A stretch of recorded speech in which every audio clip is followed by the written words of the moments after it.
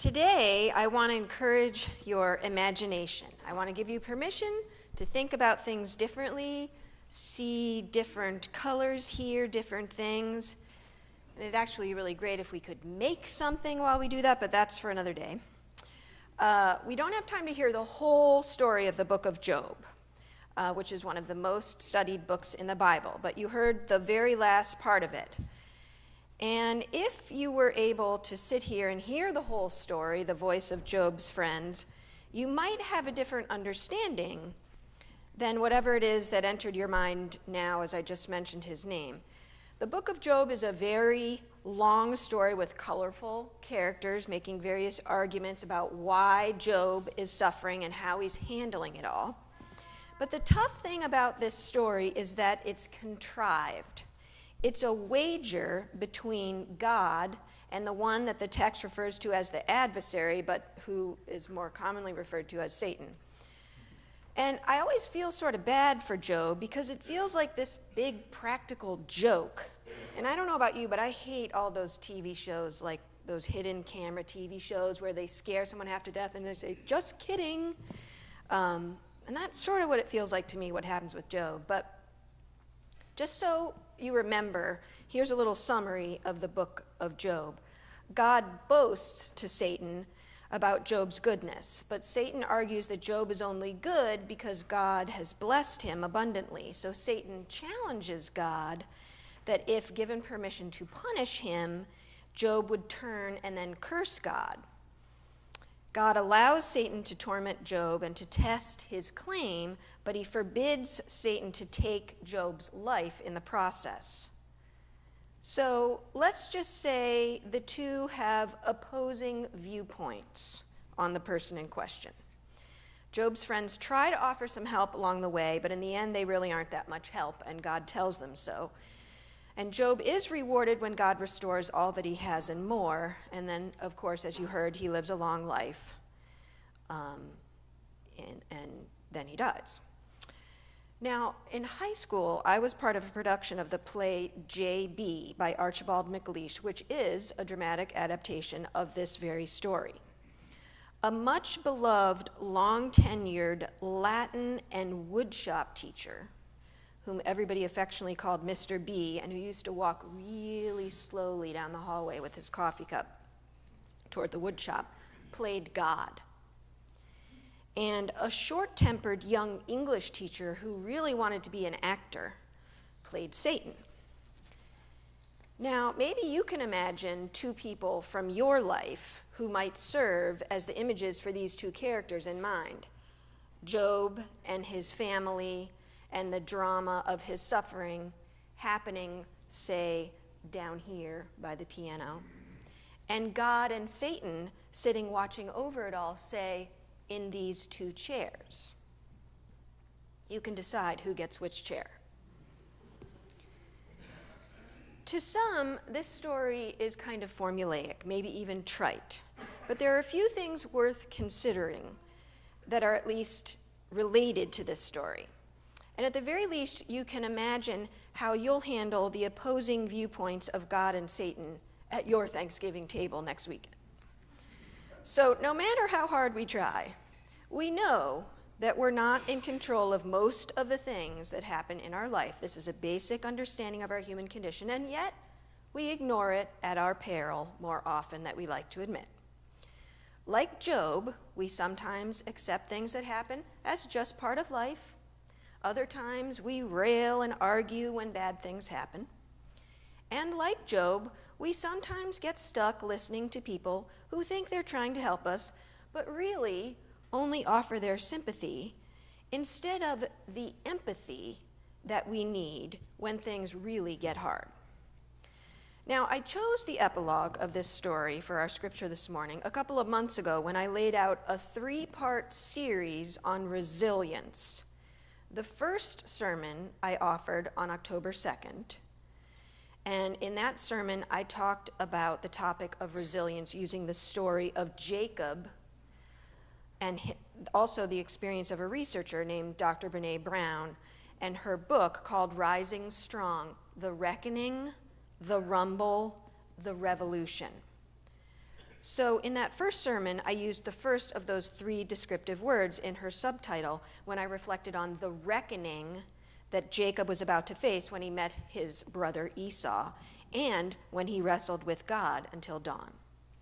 So I'm returning again to Dr. Brown's 3-word framework now for Act II, this time talking about Job's rumble with God and Satan and a few friends, who, as I said, turn out to be not much help to him after all.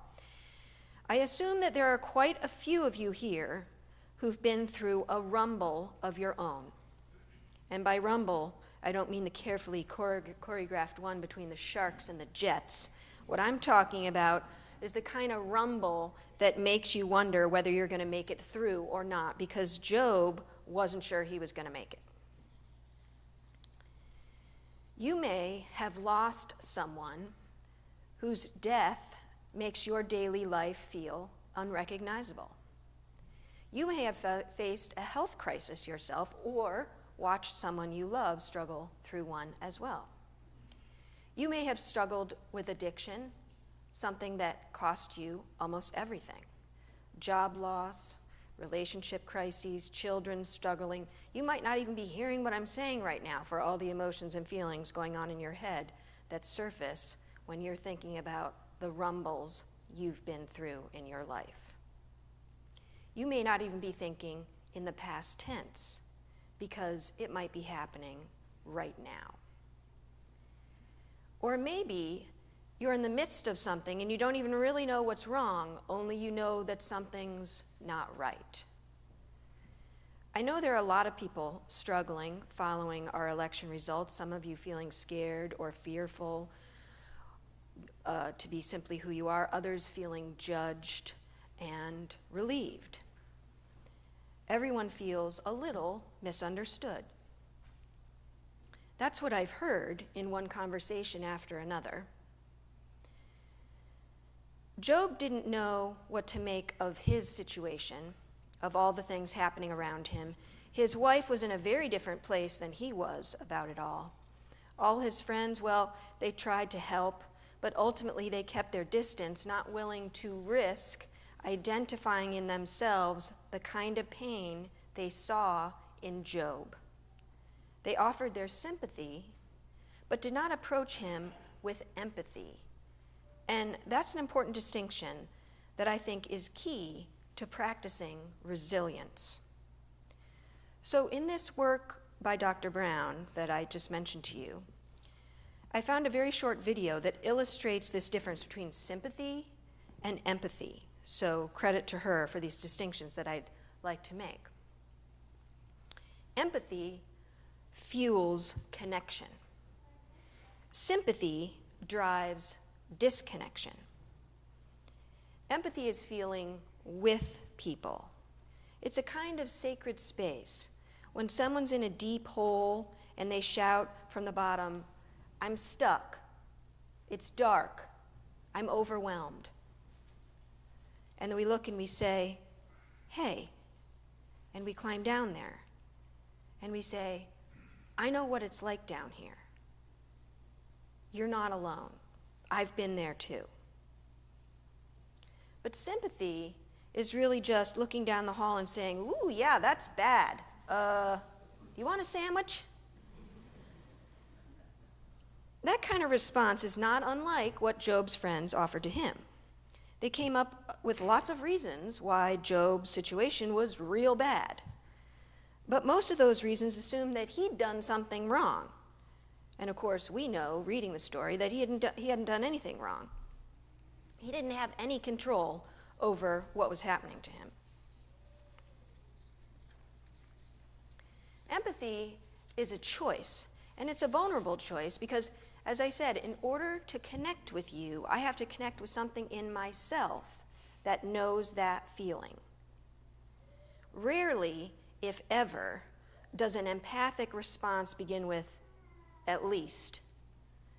But sometimes we do that because when someone shares something that's really painful, it's scary, and sometimes we want to silver line it. We try to find the silver line around something. Like someone shares, "I had a miscarriage." Well, at least you know you can get pregnant. Or, I think my marriage is falling apart. Well, at least you have a marriage. Or, John's getting kicked out of school. Well, at least Sarah is an A student. One of the things we do sometimes in the face of very difficult conversations is we try to make things better. But if I share something with you that's really difficult, I'd rather you just say, I don't even know what to say right now. I'm just really glad you told me.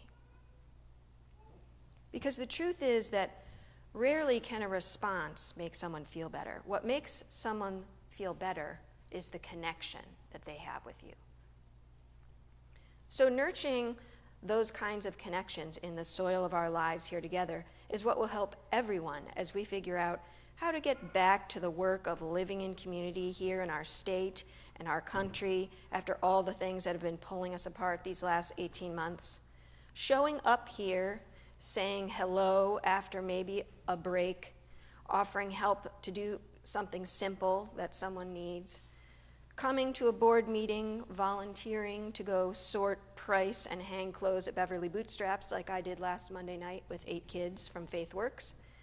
Those are the kind of things to do and keep doing, even if we might be in different places right now, and even if some of us feel like we're in a rumble and others of us don't.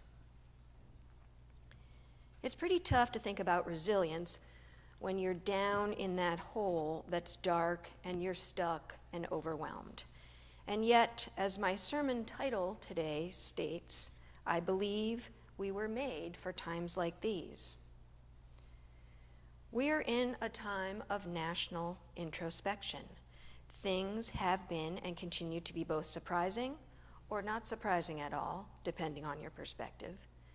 Father Richard Rohr, who's a well-known Franciscan monk, wrote one day last week that a time of national introspection must begin with self-introspection, which seems really practical. And so I hope that all of us will take time to sit with ourselves and connect with those places of fear and uncertainty in us that allow us to recognize fear and uncertainty in the people that we know and love. That way, we'll be able to offer the kind of empathy that we are made to feel and called to offer. When the people of Israel were enslaved in Egypt and they were wandering in the desert, I have no doubt that the way they made it through all that was by the connections they had to one another, not by deciding to avoid talking about the hard stuff or the difficulties they were going through. Offering an empathic response takes practice. It means taking risks that make us vulnerable.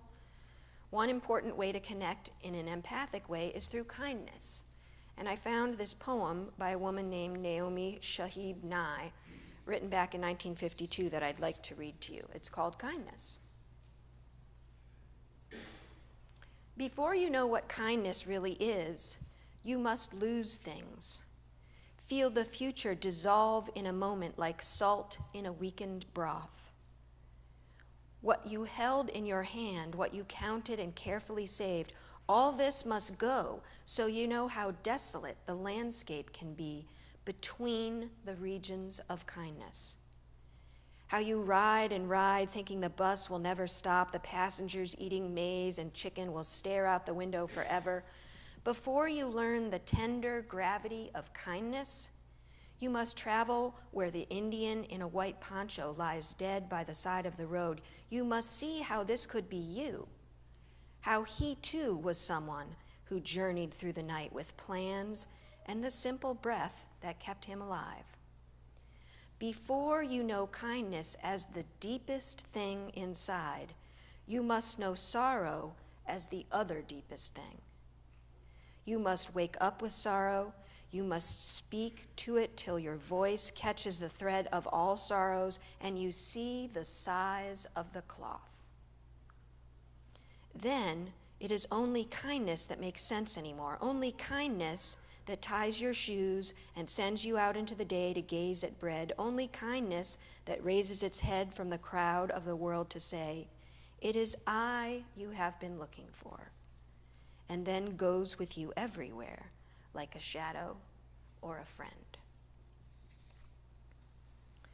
What I know for sure is that all of us can recognize, accept, and offer kindness. Kindness is one of the 9 fruit of the Spirit, of which the Apostle Paul speaks in the book of Galatians.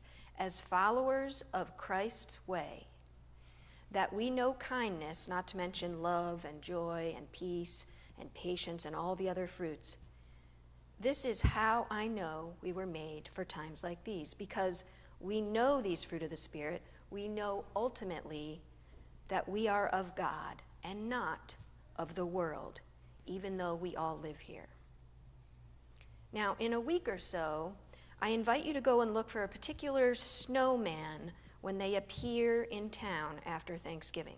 You may or may not have heard in the last few weeks that for a donation of $25, you could receive a primed plywood cutout of a snowman, which can be decorated or painted any way you wish, and then it's going to be displayed on the lawn in front of the library after Thanksgiving and during the holiday walk that first weekend of December.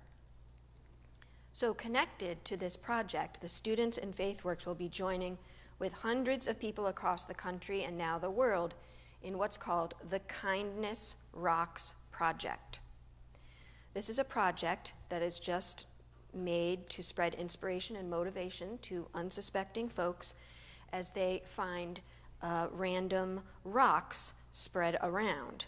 And David and Harriet and I were on Boston Common about, I think it was like 2 weekends ago, and we came upon some kindness rocks ourselves. And so last weekend, Harriet and I created 45 rocks or so, and I have a basket of them up here, and I'll show them to some of you later.